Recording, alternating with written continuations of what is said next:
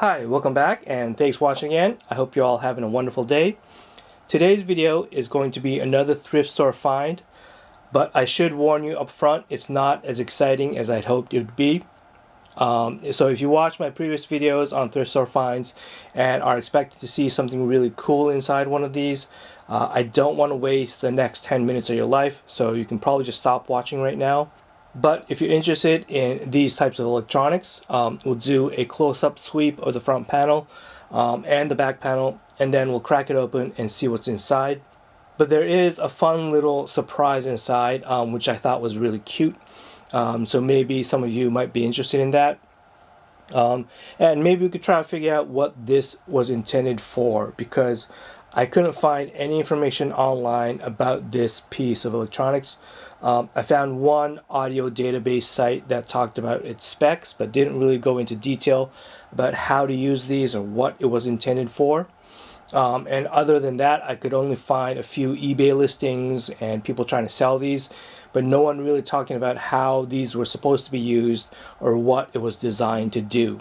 So maybe we could try to figure that out together. So please chime in the comment section if you're interested. And so let's start off by taking a close-up look at the front panel. Okay, so we're taking a look at the front panel here, and there you can see the model number for this. It's a Technics SH3035 or 3035, whatever you want to call it. And on the left you can see the power switch, and right next to that you can see the mic / guitar input, two of those.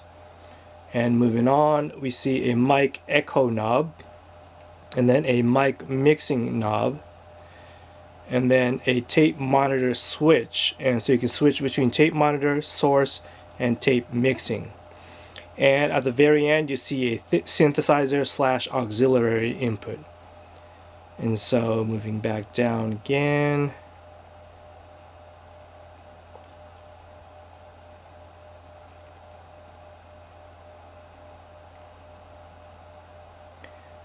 okay, so let's take a look at the back. Okay, so taking a look at the back panel, you can see a line in and a line out. And moving down, you see a record out and a playback. And so that's for your tape deck.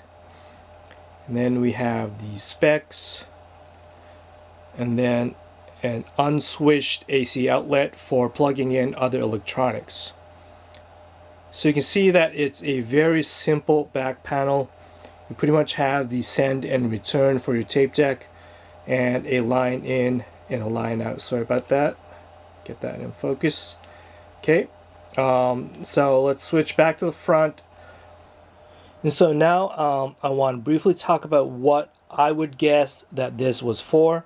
And again, please chime in the comment section if you've ever owned one of these, or if you've owned something similar to these, or just your random thoughts or ideas as to what this might be for.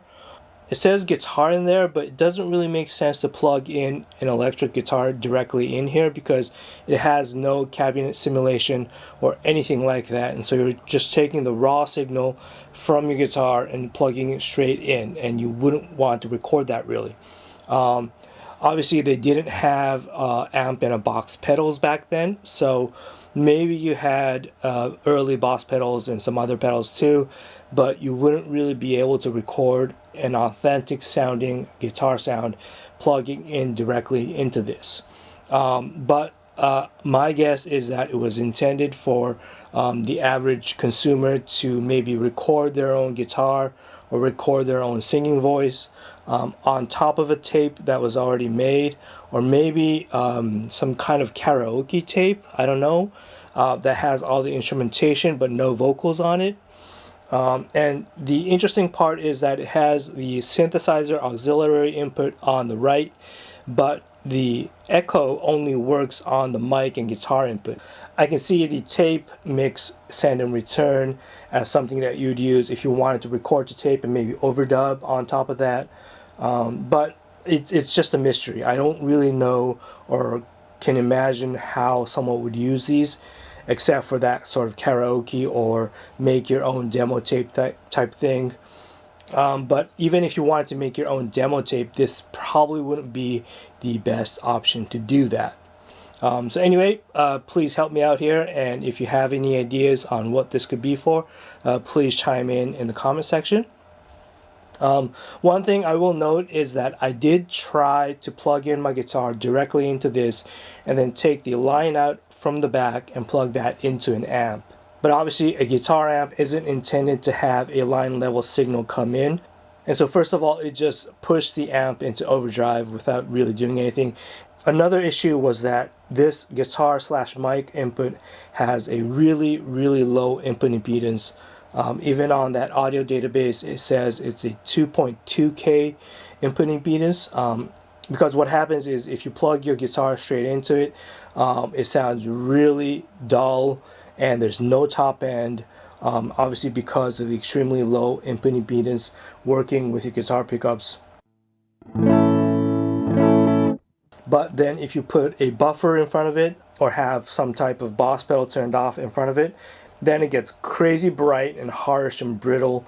And so again, I really don't know how you'd use this, but it was made with some purpose to it, and is sold for not a really cheap price. So I'm sure that there is some engineering and some thought behind this product. So let's crack it open and take a look inside. There's really not much inside. It's pretty empty, but there is that one little cute surprise that I talked about earlier, and I hope you all find it interesting as well. So let's take a look inside. Okay, so we're taking a look inside, and as I mentioned earlier, it's pretty empty inside. You can see the transformer on the left, and those are probably power supply capacitors you can see on the right. And the cute little surprise that I talked about earlier is just outside of this frame. And so let's swing over there and I'll show you what it was.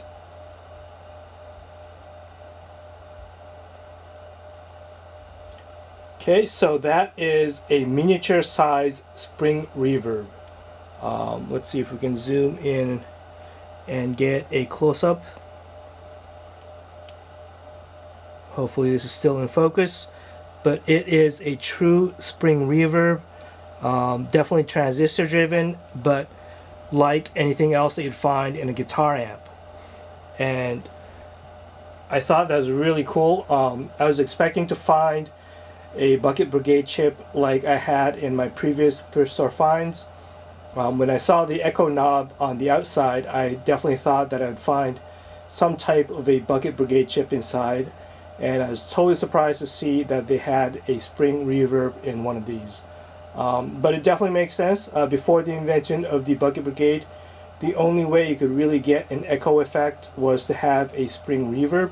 And so they just used an old classic spring reverb to get that echo effect into this piece of electronics.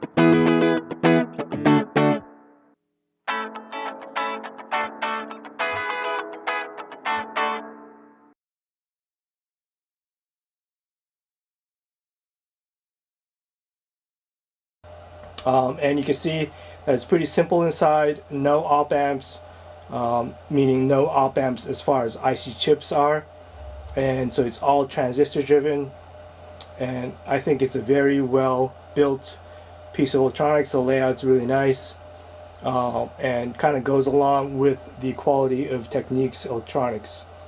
So yeah, so that's it. The surprise was to find a baby-sized spring reverb in one of these. I hope I didn't waste 10 minutes of your life, and I hope you enjoy this video. And again, please share your thoughts in the comment section below, and as always, thanks for watching.